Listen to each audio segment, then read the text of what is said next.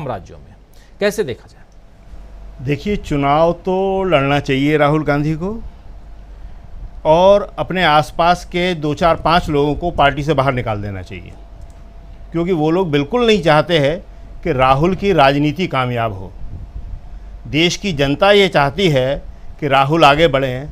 आज जो वीडियो आप लोगों ने सबने देखा, इतना पावरफुल वीडियो है वो, कि अगर उस पूरे वीडियो को देश की जनता तक पहुंचा दिया जाए, और जो काम आपका डीबी लाइव चैनल कर रहा था, पता नहीं हमें अब कर रहा है कि नहीं कर रहा, पहले तो कर रहा था, तो देश के लोगों को मालूम पड़ेगा कि राहुल कितने संवेदनशील आदमी हैं, उनके अंदर कितनी करुणा है, और वो परिवार कितना उनके साथ बैठ के बात करके कितना आत्मविश्वास से भर जाता है। देखिए, आज बहुत ही महत्वपूर्ण घटनाक्रम है दोनों। एक तो राहुल का अमेठी से चुनाव लड़ने की घोषणा, जी बहुत बढ़िया घोषणा है ये। हाँ, भले अजय राय ने की है, लेकिन हाँ, घोषणा तो बहुत बढ़िया है, बिल्कुल बहुत बड़ी घोषणा है, बहुत बढ़िया घोषणा है ये, क्योंकि अमेठी और रायबरेली ये एक प्रतीक हैं कांग्रेस की राजनीति के। वहाँ से इंदिरा गांधी चुनाव लड़ती रही हैं, वहाँ से संजय गांधी चुनाव लड़ते रहे हैं, राजीव गांधी और सोनिया गांधी चुनाव लड़ती रही हैं, खुद राहुल गांधी चुनाव लड़ते रहे हैं। तो 2019 राहुल हारे हैं, और हमें यहाँ ये कहने में कोई हिचक नहीं है कि अपनी कांग्रेस की गलतियों से वो हारे हैं। 2014 के चुनाव में, अभी जो भी यूपी के लोग सुन रहे होंगे इसको, ख़ासतौर से अमेठी के लोग और कांग्रेस के लोग, उन्हें मालूम होगा कि 2014 के चुनाव में इसकी आहट मिलने लगी थी।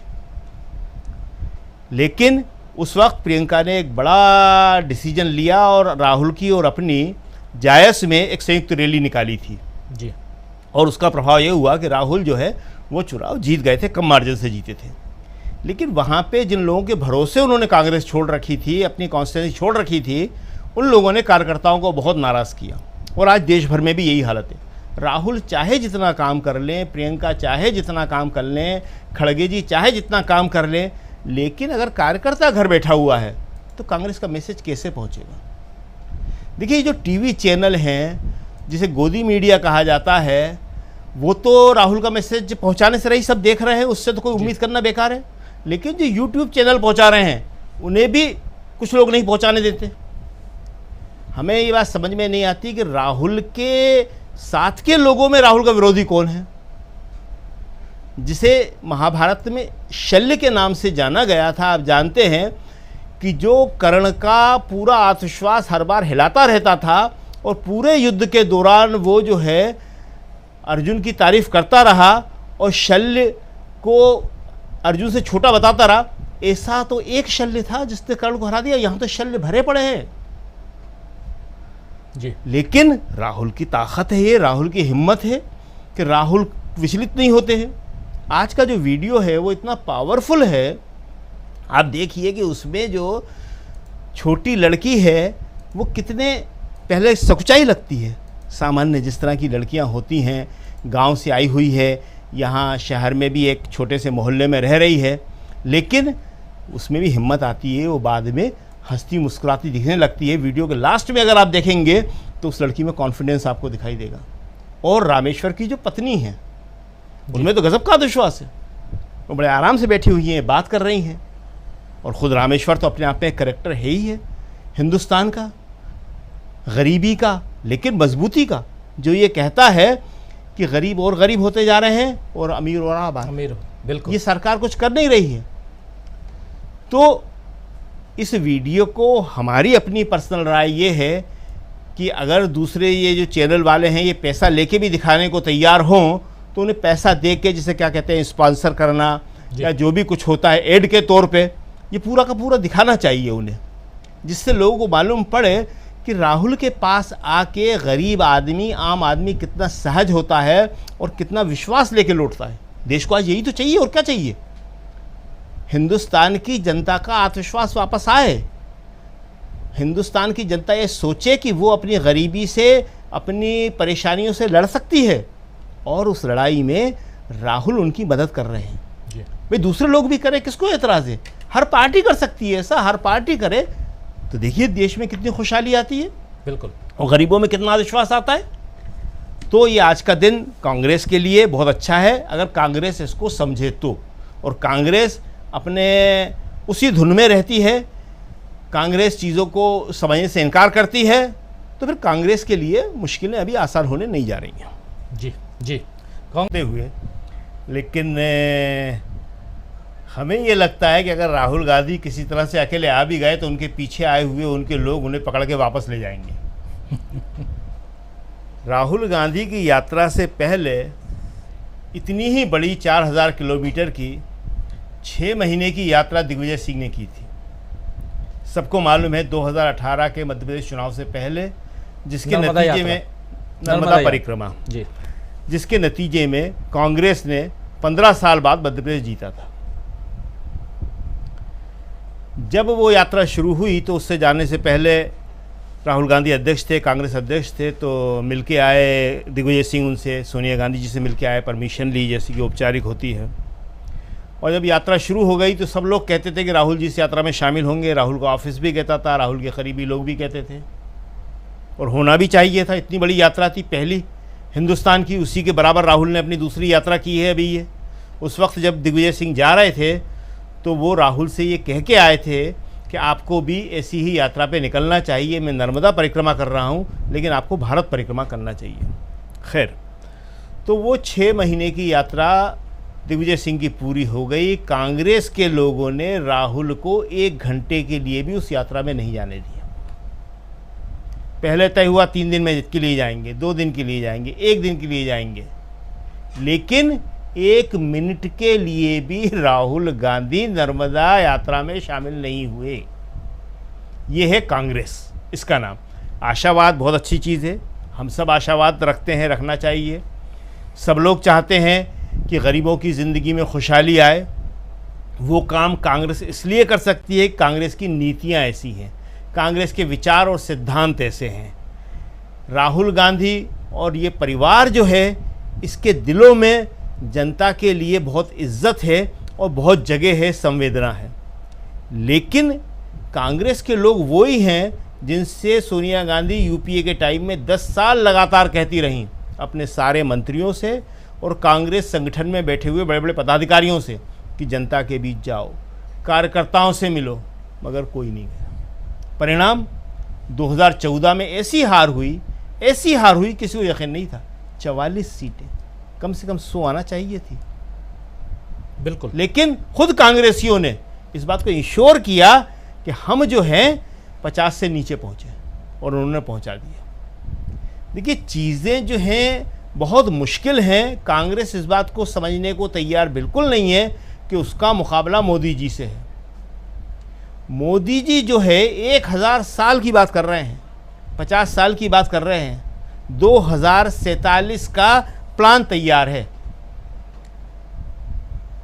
और समस्याएं जो हैं वो दूर हो सकती हैं, लेकिन उस समस्या को पहचाने कौन।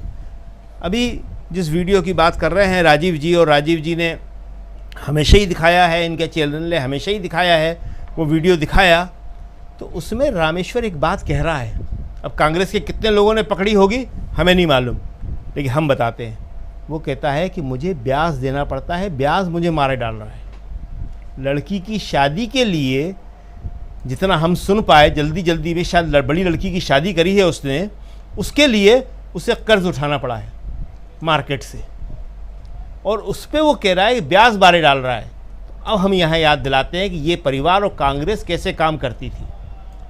इंदिरा गांधी ने सारे प्राइवेट साहूकारों के इस तरह के जो ब्याज पे ब्याज लेते हैं उन पर पाबंदी लगा दी थी जी। वेतन के दिन जो कहीं 1 तारीख होती है, कहीं 7 तारीख होती है, कहीं 10 तारीख होती है, जो वेतन खिड़की होती है उस पर साहूकार के आदमी खड़े रहते थे पहले कि आप तनख्वाह लेके निकलो। वो तनख्वाह जेब में डालते थे, कहते थे शाम को आना, अगले महीने का फिर से उधार ले जाना। शायद कोई एक फिल्म थी, आप लोगों ने देखी होगी, जिसमें अमिताभ बच्चन से ऐसे ही पैसा छुड़ाने की कोई कोशिश करता है और अमिताभ बच्चन देने से इनकार करते हैं। कई फिल्मों में ऐसे दृश्य आए हैं जी। इंदिरा गांधी ने पाबंदी लगा दी थी प्राइवेट साहूकारों के ऊपर कि कोई भी गरीब आदमी से ब्याज नहीं लेगा। आज खुद रामेश्वर बता रहा है, इस वीडियो को फिर से लोगों को बार बार देखना चाहिए, बहुत सारी बातें हैं।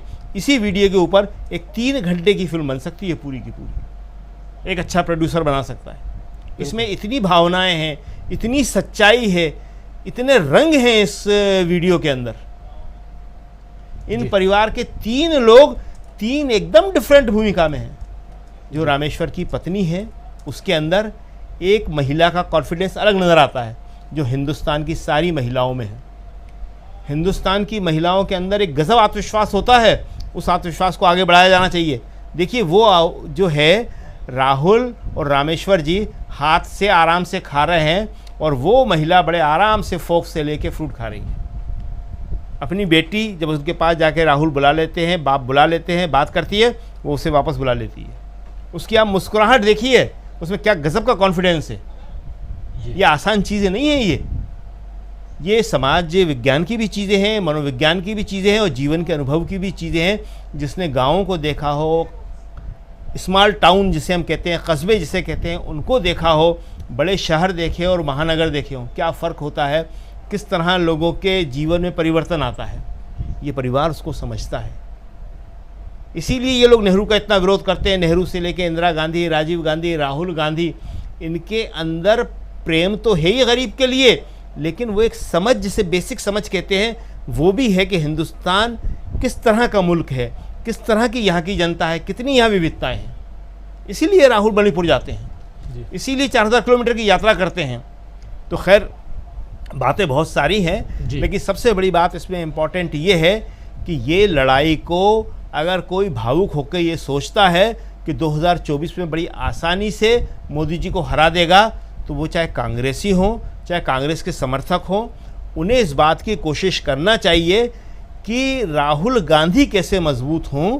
ये सारी ताकत राहुल गांधी लगा रहे हैं, और राहुल गांधी के साथ जो लोग हैं उनकी ये बात समझ में आना चाहिए कि लड़ाई बहुत मुश्किल है। वो ये सोचते हैं कि जैसे 2004 में सोनिया जी चुनाव जीती थी, और जैसे ही जीत के आई उन्होंने कहा, मैडम बहुत बहुत धन्यवाद, लाइए सरकार हमको दीजिए, सरकार हम चलाएंगे। और मैडम ने सरकार उनको सौंप दी। कांग्रेसी फिर यही चाहते हैं, राहुल मेहनत करेंगे, इंडिया मेहनत करेगी, इंडिया मतलब 26 दलों का गठबंधन मेहनत करेगा, और उसके बाद अधिकांश मंत्री तो इन्हीं के बनेंगे। जी बिल्कुल भाई साहब, इस तरह से ये देश की समस्याओं का समाधान नहीं हो सकता है। इस बात को कांग्रेस को और कांग्रेस के सहयोगी दल, जो 26 दलों का गठबंधन है, बहुत गंभीरता से समझना पड़ेगा। राहुल की अकेले की मेहनत बहुत अच्छी है, बहुत ईमानदार है, लेकिन वो एक अकेली मेहनत जो है, ये अभिमन्यु भी अकेले ने चक्रव्यूह तोड़ लिया था।